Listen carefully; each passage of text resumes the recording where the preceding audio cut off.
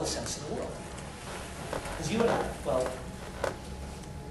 your father and I, both grew up in an environment in which we had 3 television stations, or 5 buttons on the car radio. We're used to a limited number of choices.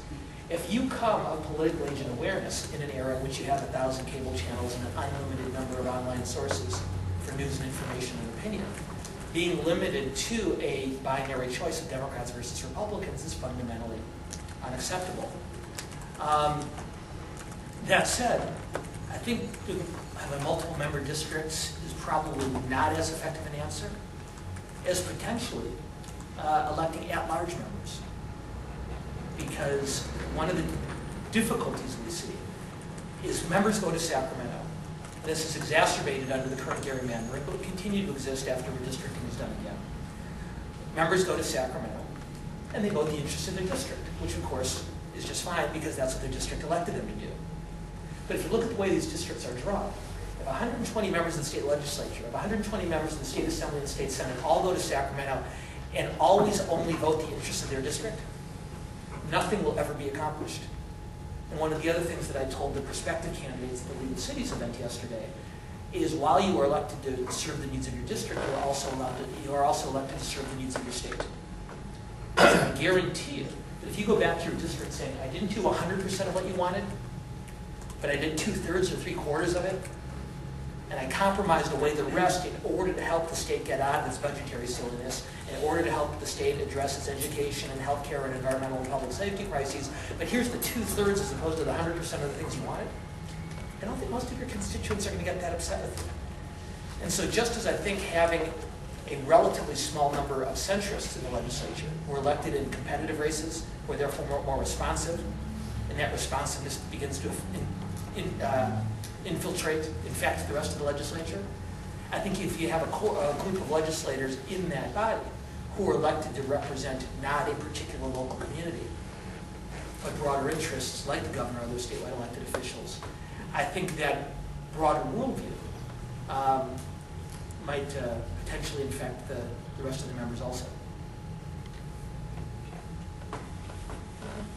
You don't think that this is an unfair question? I see you didn't bring the crystal ball today. But I'd be interested in seeing or knowing your thoughts on the path that would be taken by the next occupant of the governor's seat. There's so many, we've talked about so many things, so many issues, and there's so many constituencies. How is that person going to stitch together all those constituencies on the path to the governor's seat?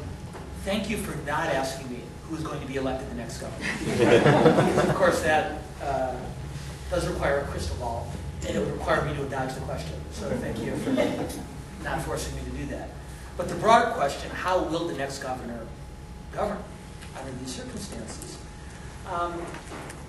At the risk of sounding like a broken record, the cruel irony for Arnold Schwarzenegger, who has fought throughout his time in office for redistricting reform, will not benefit from its results. That successor, not in his or her first 2 years in office, but shortly after that, will have the benefit, I think, of a more cohesive legislative body, which will help a lot. I also think, and we've seen this not only with Schwarzenegger, but with Wilson and with Davis, and certainly the presidents of both parties, is the governor gets a honeymoon period. Even in a state as broken as California, voters are just extraordinary optimists. And if you doubt me, look at the approval ratings of newly elected governors and presidents after they take office. People, even if they didn't vote for the candidate who won, invest in that individual, their hopes and their aspirations, and grant them very high approval ratings with the idea that that individual will invest their political capital. Now that, I learned years ago that political capital is like ice. The longer you sit on it, the faster it goes away. And so a new governor has a relatively small window of opportunity to make change. And I think while Governor Schwarzenegger deserves a great deal of credit for efforts that he's made over his time in office, in retrospect, his decision to use his window of opportunity for the passage of Propositions 57 and 58, which ended up not having the kind of impact on the budgetary process that he had hoped that they would, I think cost him greatly.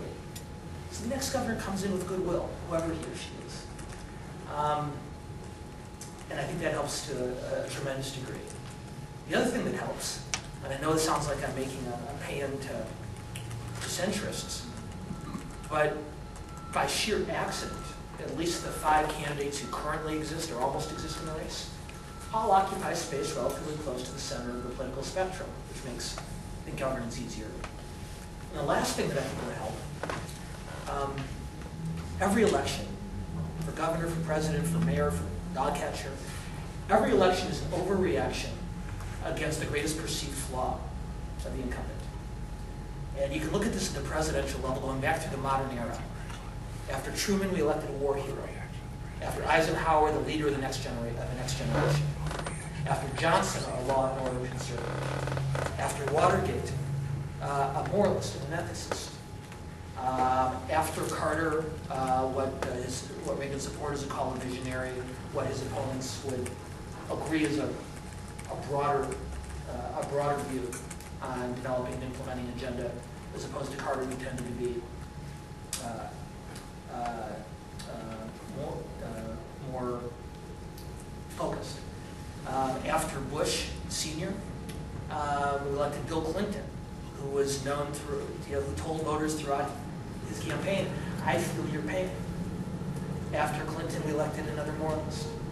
After Bush, and I know that my father, whenever I tell this in this discussion, my father says after Bush we elected somebody smart. I think that's a little bit too partisan for his purposes. But I think more accurately and more appropriately, after Bush and Clinton, we elected a candidate who devoted himself on the campaign trail for saying he wanted to end the hyperpolarization in Washington that I spoke of earlier. Now, whether Obama can do that is as open a question as whether any of the other presidents I mentioned achieved their goals that they set in office. But we tend to overcorrect course. And I'd suggest to you, not as a partisan, but just as an observer, that the greatest criticism of Schwarzenegger from those voters, whether they would articulate it this way or not, in some variation would be, you know what? We don't need another celebrity.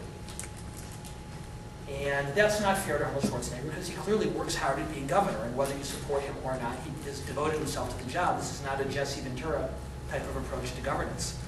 But one of the things you're already seeing from Newsom and Brown, and from Whitman and Poizner and Campbell, and they're all saying it in slightly different ways, is, I'm not afraid to get my hands dirty. I'm willing to roll up my sleeves. I'm willing to get down in the dirt and the muck and put in the work hour after hour, day after day, in order to get things done. And I suspect that the diversity of interest that we talked about earlier, after dealing with the governor, who they perceive correctly or not to be somewhat above the fray, will respond very well to someone who sits on the table with their sleeves up and says, all right, this is going to be messy, but let's get it done. Do you see any difference in the sort of the mood of voters, or the way voters will approach the governor's race next time? I mean, there's all the talk about, youth being more involved in 2008. There's clearly agitation, and that's led in some quarters to activism in the past. Where do we go in 2010 in terms of notoriously laid-back Californians approaching the governor's race? I think the two interesting things to watch for as the primaries unfold. The second of which is this question of youth, and I'll come to it in just a moment, but in the interest of partisan fairness, there's one interesting thing in each primary. For Republicans,